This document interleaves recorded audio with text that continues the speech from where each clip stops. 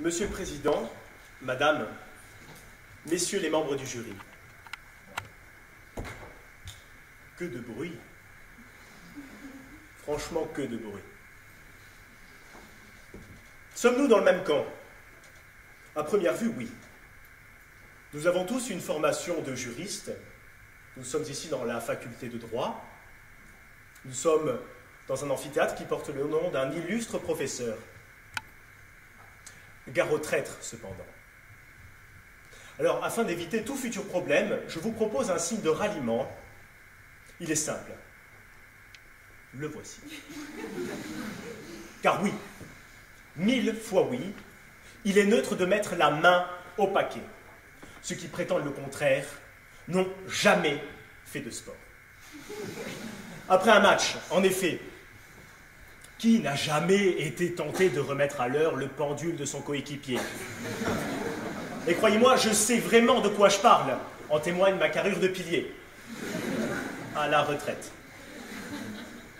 Un électricien, quant à lui, vous dira sans aucun problème qu'être neutre en mettant la main au paquet, c'est nécessaire. Ça permet d'éviter de se prendre le jus ou une bonne décharge. Alors peut-être certaines professions s'offusqueront de ma position. Ainsi, on ne peut pas mettre la main au paquet au parquet.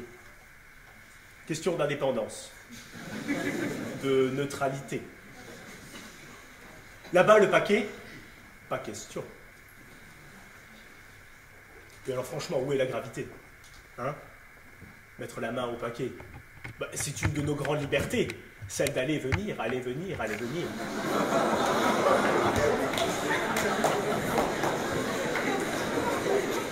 Mais peut-être je me trompe complètement, je me suis trompé de sujet.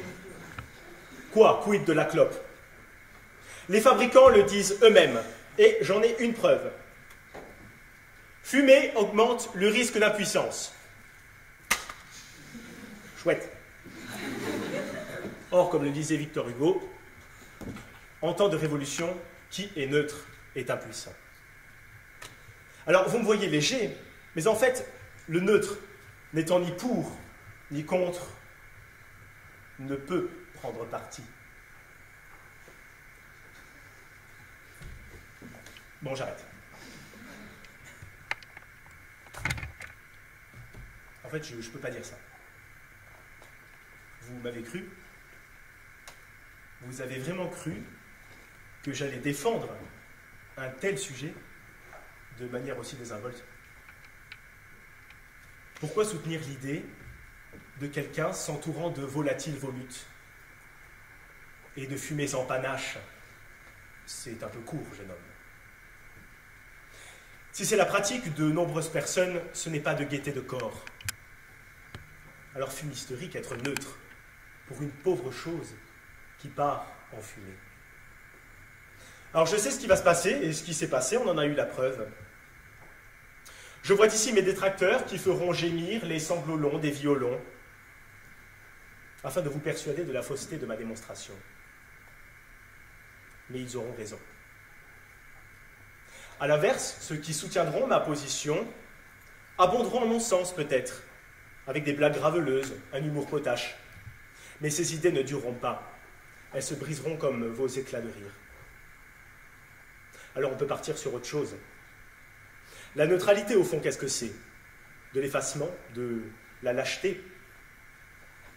Mais enfin, tout le monde met la main au paquet. C'est d'une neutralité, d'une banalité.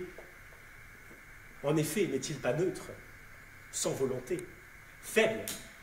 Celui qui, on sait, celui qui met la main au paquet. Est-ce une négation de sa volonté que de tirer sa première taffe à 14 ans, puis de continuer ce geste destructeur jusqu'au bout de son cancer? La personne qui le fait est bien neutre de mettre la main au paquet.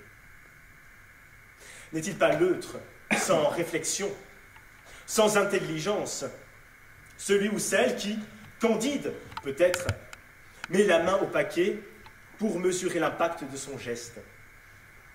La prudence des prudes est à ce moment-là tout à leur honneur. Julien Sorel, au début, se contente bien d'effleurer la main de Madame de Rênal. Qui donc est ce neutre, ce vide mental et émotionnel qui s'arroge le droit de détruire la sexualité de l'autre? Il faut être métaphysiquement froid pour détruire ce jardin secret. Et pour cette horreur, combien de victimes?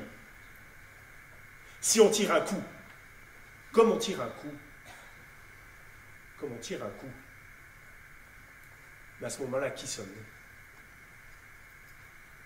Alors bien sûr, à ce moment-là, celui qui met la main au paquet est un pleutre, est un neutre. N'est-ce pas être une personne neutre, déconnectée du réel, que d'avoir des responsables, des élus, des fortunés, qui eux par ailleurs touchent le paquet, qui se déshumanisent, car le paquet, c'est leur intérêt. Quand d'autres souffrent, sont dans la détresse ou dépérissent, oui, la personne qui le fait est bien neutre de mettre la main au paquet. Alors oui, 1000 fois oui, il est bien neutre, bien terne de mettre la main au paquet.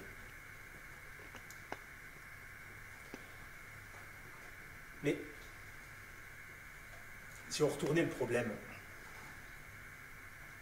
si au lieu de mettre la main au paquet, en toute neutralité, on mettait le paquet. En fait, nous avons tous besoin d'une certaine forme de neutralité. Cette neutralité incolore, inodore, non palpable, évanescente peut-être, peut-elle cacher quelque chose de fragile, quelque chose de simple, quelque chose de beau? Alors oui, dans ce cas-là, soyons neutres de mettre la main au paquet. Car le neutre, n'est-il pas celui qui peut faire preuve de courage? On peut admirer ce pays neutre qu'était la Norvège, quand ses enfants se sont engagés pour se battre lors de la bataille de l'eau lourde. Ceux-là ont mis le paquet, et aujourd'hui ce sont des héros auréolés de gloire. Le neutre, n'est-il pas celui qui peut avoir un regard bienveillant? L'ami, le parent, l'amour de votre vie, qui choisit de se débarrasser de ses préjugés et, au-delà de la douleur, qui choisit de vous pardonner, afin de passer et trapasser les aléas de la vie à vos côtés. Ce neutre-là est un bienveillant, et je peux vous assurer qu'il met le paquet.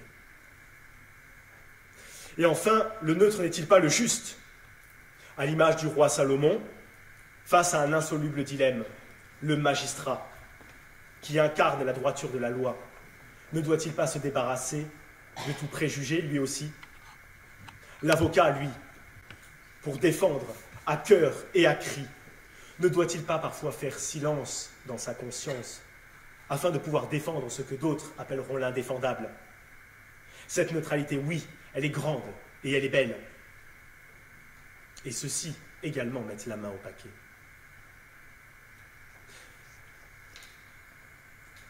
La neutralité, il y a quelque chose de grand dans sa petitesse.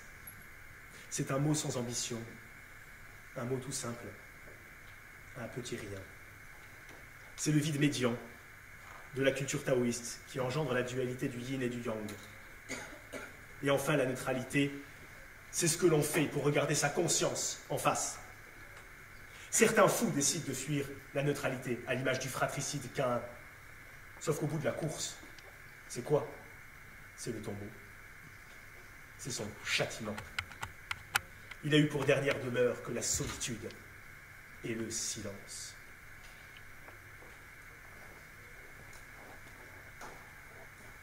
Puis, il descendit seul sous cette voûte sombre, quand il se fut assis sur sa chaise dans l'ombre et qu'on eut fermé sur son front le souterrain. L'œil était dans la tombe et regardait Caïn. Ainsi soyons neutres en mettant la main au paquet. C'est pourquoi je refais ce signe de ralliement. Mais croyez-le bien, le sens est tout autre.